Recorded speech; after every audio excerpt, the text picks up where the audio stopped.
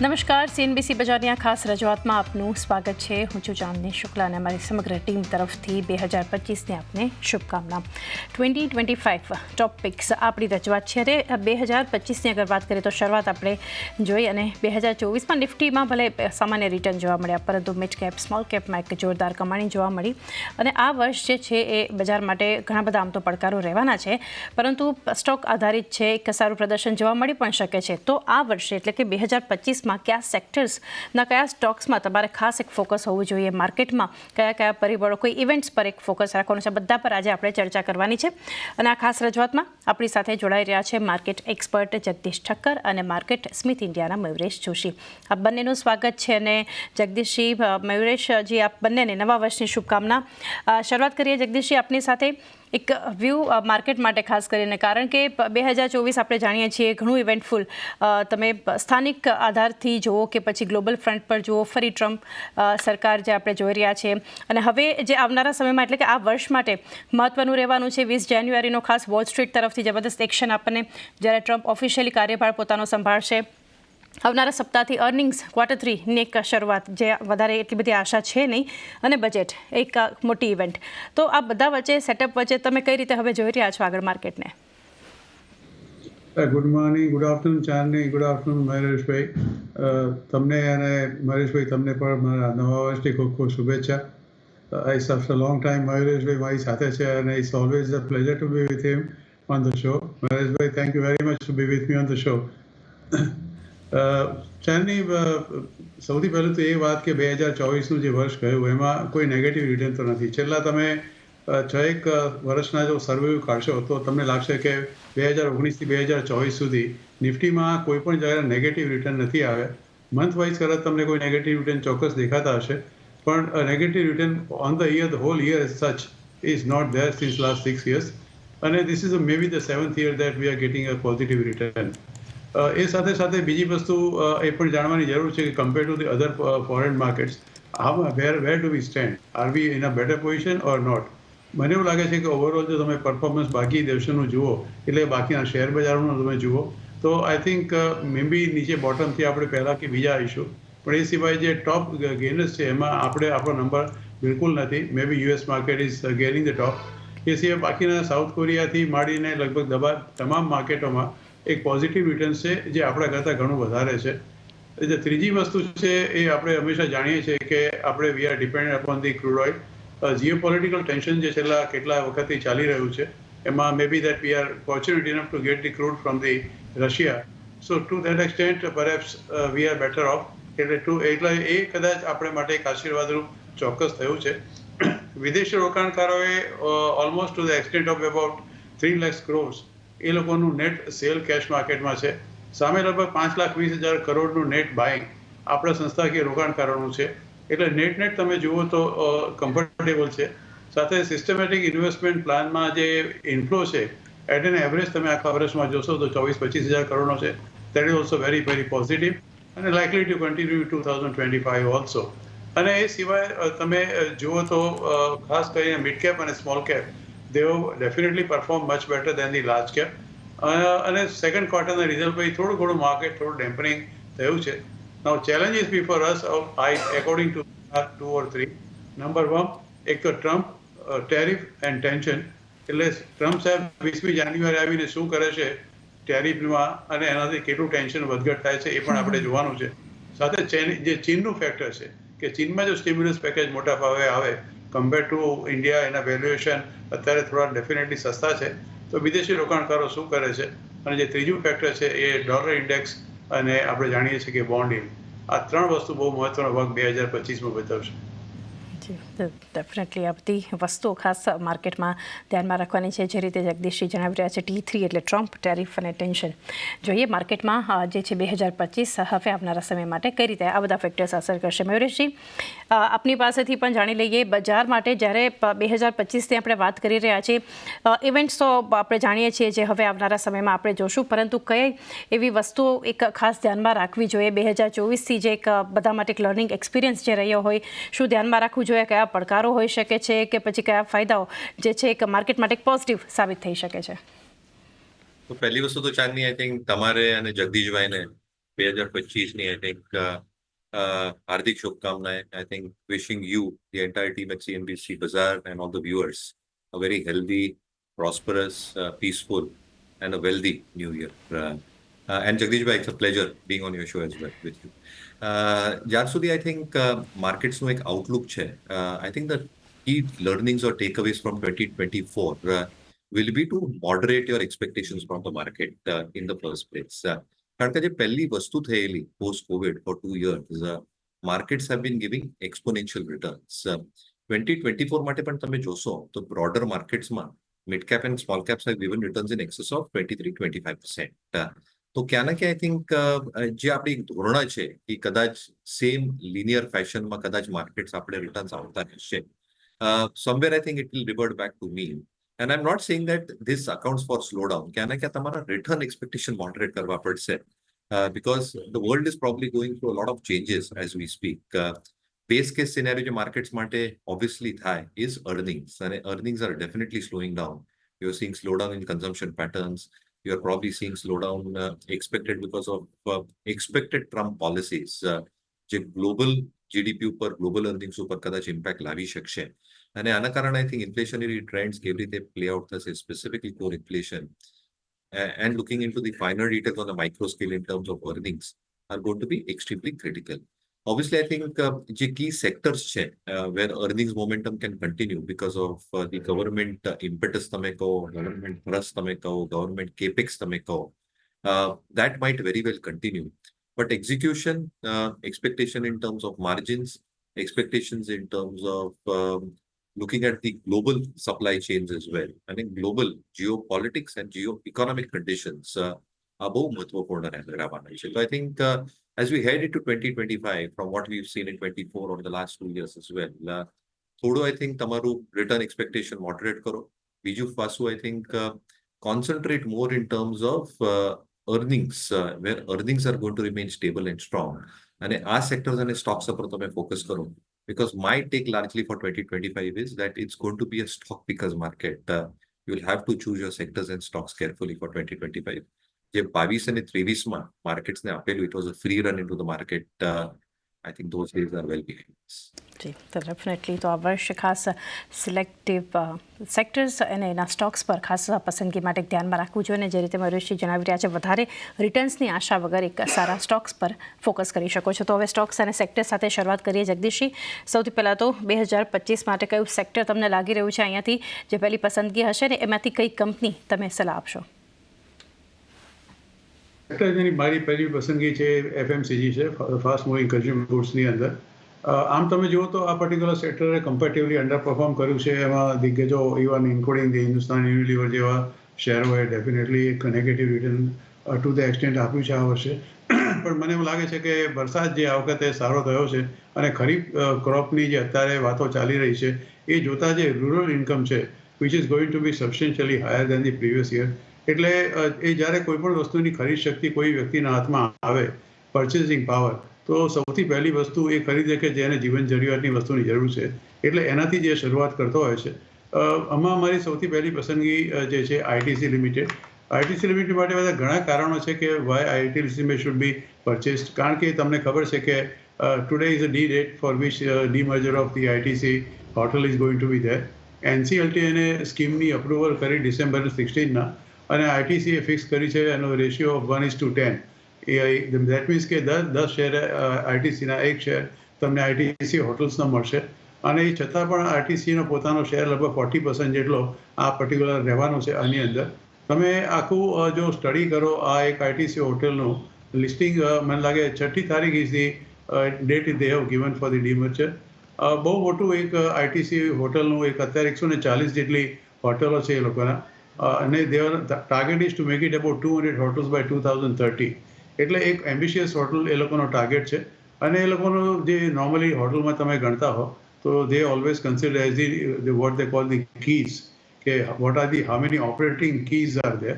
અત્યારે 140 હોટલમાં લગભગ 13,000 જેટલી ઓપરેટિંગ કીઝ છે એઝ ઓન ઓક્ટોબર 2024. અને they want to be make it about 200 hotels અને જે operating keys will be 18,000 by 2030.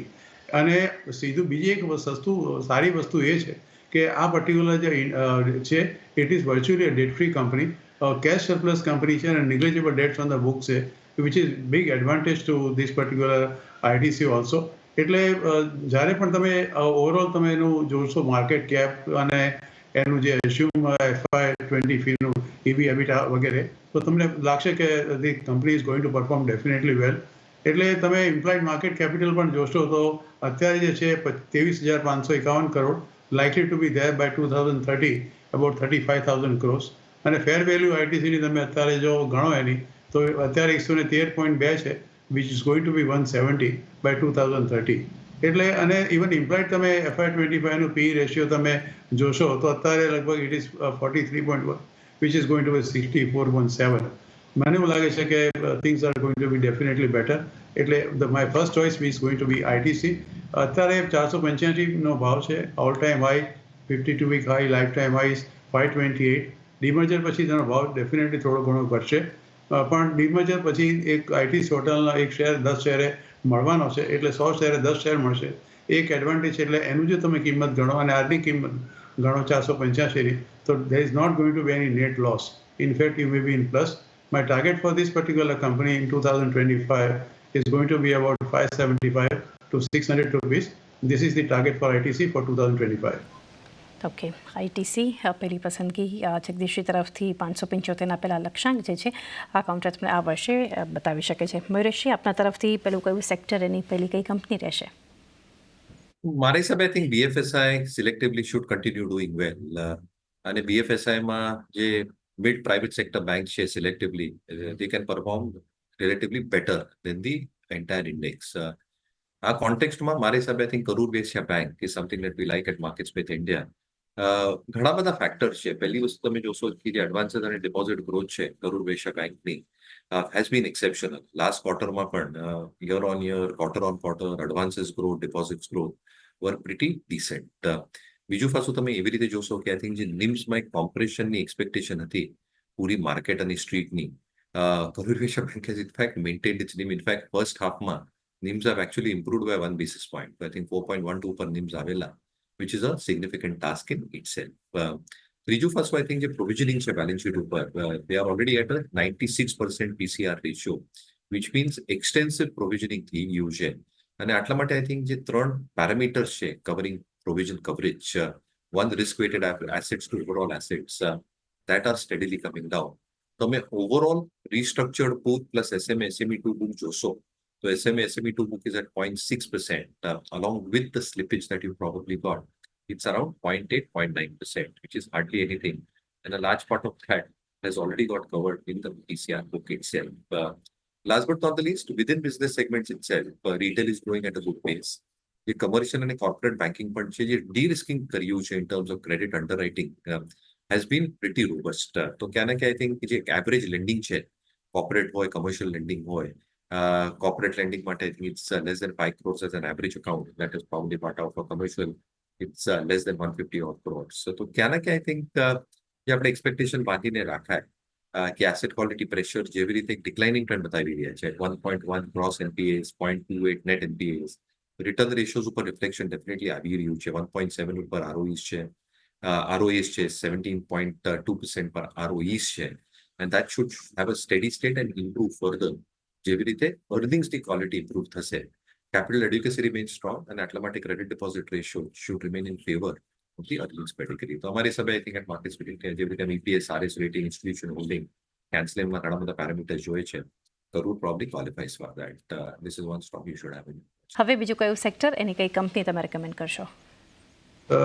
બીજું સેક્ટર છે ટેલિકોમ્યુનિકેશન અને મારી એમાં ચોઇસ છે ભારતી એરટેલ. અત્યારે તમે જોશો એના ઓલ ટાઈમ હાઈથી જે હતો લગભગ 1779થી લગભગ 201 રૂપિયા જેટલું અત્યારે નીચે ચાલે છે. તમે ભારતી એરટેલના સેકન્ડ ક્વાર્ટરના તમે રિઝલ્ટ જોશો તો તમને દેખાશે કે company has been performing extremely well. September 2024માં the total revenue was about 27,000 crores.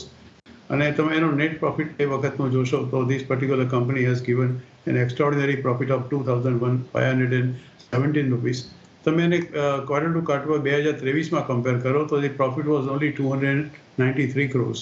એ સમયે પ્રોફિટ વોઝ 2,517 crores. અને છેલ્લા 4 ક્વાર્ટરની તમે સરખામણી કરશો તો last quarter second half was definitely much better. સાથે this company is been comparatively cash rich. અત્યારે જે એડજસ્ટેડ ગ્રોસ રેવન્યુનું જે અત્યારે જે કેસ ચાલે છે એમાં this company has already repaid the amount much before it is being due. એટલે they have been saving substantially even on the interest to the extent about 8.5% on the જે બહુ disputed વસ્તુ હતી, બધાને જેના વિશે ખબર છે. સાથે સાથે ટેલિકોમ ઓપરેટરમાં મને એવું લાગે છે કે this particular company is definitely best place. ખાસ કરીને જે ટેરિફ હાઇક કંપનીએ કરી છે, the what we call the advantages for the ARPU કહીએ છીએ, એવરેજ રિયલાઇઝેશન પર યુઝર્સ. એ ટેરિફ હાઇક્સથી કંપનીની જે ટેલી પોતાની કન્ડિશન જે છે it has been strengthen even including the cash flow અને પર્ટિક્યુલર પ્રોફાઇલની. તમે જુઓ તો આ પર્ટિક્યુલરના જે રેટિંગ્સ ઇવન મોટી કંપનીઓ આપ્યા છે ઇટ ઇઝ અબાઉટ 1850. મોટા મોટા બ્રોકરેજના માનવું છે કે FY25નું ARPU is about 238 which is about 16% up year to year. અને FY26-27નું આરપોનો જે એસ્ટિમેટ છે which is being raised by another about 3 or 6% to about 269 and 304. એટલે કે 2024માં this is going to be 269 rupees per user from 238 અને 304 in 2027. એટલે સમજી શકો છો કે કોઈ પણ ટેલિકોમ ઓપરેટરનું એક જે પેરોમીટર જે છે કે એને માપવાનું એનો આરપુનો સૌથી મોટો આંકડો કયો છે પ્લસ એની પ્રોફિટેબિલિટી કેટલી છે. રિસેન્ટલી અત્યારે જે બેંક ગેરંટીનું વેવરનું જે અત્યારે સરકારે આપ્યું છે અને એમાં જે ભારતીનો પોતાનો જે ઇન્ડસ ટાવર્સની અંદર પોતાનો સ્ટેક છે એનો પણ એક મોટો લાભ આ પર્ટિક્યુલર કંપનીને મળવાનો છે. એટલે મારું માનવું છે કે second my choice will be definitely Bharti Airtel. અત્યારે unfortunately is not performing well because of the market condition. અત્યારે એનો ભાવ છે મારી દ્રષ્ટિએ it is grossly underestimated by the most of the people. 1596 એટલે 1600 રૂપિયાનો ભાવ છે. મેં તમને કહ્યું તે 1780નો ઓલ ટાઈમ ભાવ છે. આઈ એમ વેરી હોપફુલ કે even 2025 the price will definitely touch 1780 or maybe 1800. So my target for Bharti Airtel or telecom sector 1800 રૂપિયાનો. Stop loss should be 1500.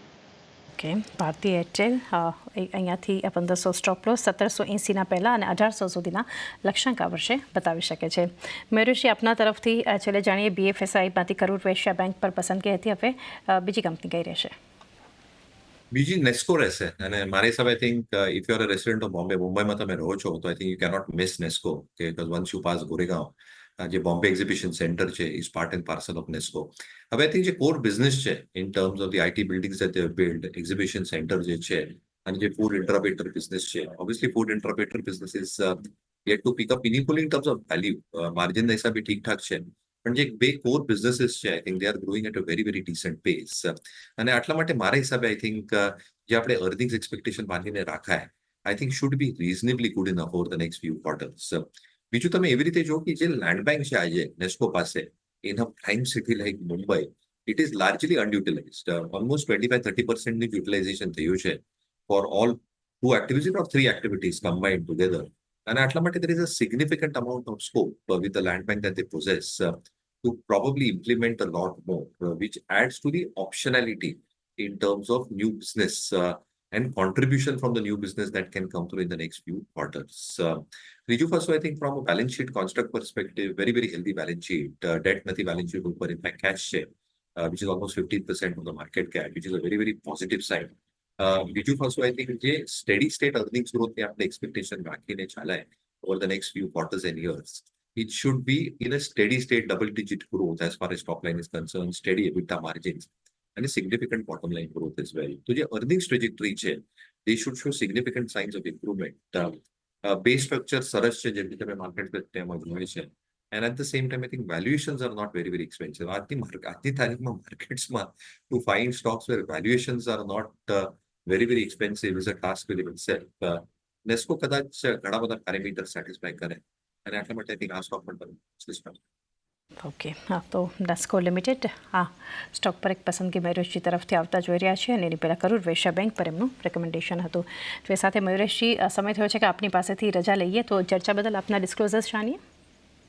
તો જેટલા બી સ્ટોક્સની ચર્ચા કરી, મારા પોતાની કે રૂટીન નથી, બધા સ્ટોક્સ ક્લાયન્ટ્સને ડિસ્કસ કર્યા છે. We have research notes put out for both the stocks under consideration. Clients may or may not have positions in the stock discussed, but please consult a financial advisor yeah, before you invest in these stocks. Have a great 2025, Tamare Jagdishbhai and the entire team again at CNBC. જી મયુરેશજી, આપને પણ એકવાર ફરી નવા વર્ષની શુભકામના. Thank you. આજે આ ખાસ રજૂઆતમાં અમારી સાથે તમે જોડાયા. Thank you. જગદીશજી આપણી સાથે જોડાયેલા છે, તો આપની પાસેથી જાણીએ જગદીશજી, આઈટીસી, ભારતી એરટેલ પર જે તમે પસંદગી આપી છે, તો હવે લાસ્ટ રેકમેન્ડેશન 2025 માટેનું કયું રહેશે? ચાની છેલ્લું રેકમેન્ડેશન છે લાર્સન એન્ડ ટોબ્રો. આપણે જાણીએ છીએ કે છેલ્લા લગભગ એક દાયકાથી આ કંપનીનું જે સસ્ટેનેબલ પ્રેક્ટિસ છે અને રિપોર્ટિંગ જે લાર્સન એન્ડ ટોબ્રોનું છે, very encouraging result across each of the triple bottom lines તમે ગણો તો ઇકોનોમિક, એન્વાયરમેન્ટલ એન્ડ સોશિયલમાં this company has been number 1. અને તમે સસ્ટેનેબિલિટી રિપોર્ટ પણ તમે જોશો, આ કંપનીનો ઇન્ટિગ્રેટેડ રિપોર્ટ પણ જોશો તો company has been doing extremely well. Unfortunately this company has been not doing well so far the stock market is concern. All time high was about 3963 crores. તો 3963 રૂપીસનો ભાવ હતો. અત્યારે ભાવ ચાલે છે 3680. 3175 નીચે ગયો હતો. Company has a order book of more than about 5 lakh crores of rupees. અને અત્યારે લગભગ મોટાભાગના નિષ્ણાતો અને ઇકોનોમિસ્ટ વાત એ જ કરે છે કે સરકારે જે કેપેક્સ ખર્ચવાનો જે ટાઈમ છે, જે બજેટમાં એ લોકોએ અપ્રૂવ કર્યો છે, એને માટે બહુ ખર્ચો હજી સરકારે 2 ક્વાર્ટરમાં કર્યો નથી. એક તો ફર્સ્ટ ક્વાર્ટર તો ઇલેક્શનના રિઝલ્ટના કારણે ગયું, બીજા ક્વાર્ટરમાં because of the political reasons, અને હવે ત્રીજું અને ચોથા ક્વાર્ટરમાં ત્રીજું તો લગભગ પતી ગયું. એટલે government has to compulsory spend this money. અને જ્યારે મોટાભાગના જે ઓર્ડરો લાર્સન એન્ડ ટોબ્રો પાસે 5 લાખ કરોડના ઓર્ડર છે, તો મને એવું લાગે છે કે the government will spend a very large amount on the capex, અને biggest advantage will be to Larsen and Toubro. Including ડિફેન્સની અંદર પણ એમણે પદાર્પણ કર્યું છે, જોકે the comparatively share of buy in this particular cake is not much in defense, but still it would represent about 8 to 9% currently. અને ઘણા બધા ડિફેન્સમાં એ લોકોના ઓર્ડરો પણ એ લોકો કર્યા છે. એ લોકોનું જે ફોરેનમાં જે પોતાનું એસ્ટાબ્લિશમેન્ટ છે અને જે કામો છે એ પણ બહુ મોટા પાયે લોકો કરી રહ્યા છે. એટલે my third choice will be Larsen and Toubro. અત્યારે ભાવ છે 3682 રૂપિયાનો. My target for this particular share 2025 is 3980. Stop loss should be 3575. Okay, તો અહીંયાથી જે પસંદગી છે જગદીશજી તરફથી L&Tનું કાઉન્ટર અહીંયા ધ્યાનમાં રાખવાનું છે. 2025 માટે 3980 સુધીના લક્ષ્યાંક જે છે તમને અહીંયા જોવા મળી શકે છે. તો એ સાથે જગદીશજી, સમય થયો છે કે આપની પાસેથી પણ રજા લઈએ, તો આપના ડિસ્ક્લોઝર્સ જાણીએ. જે શેરના મેં આપણે રેકમેન્ડેશન આપ્યા છે, 3 શેર જેમાં ઘણા લાંબા સમયથી છે.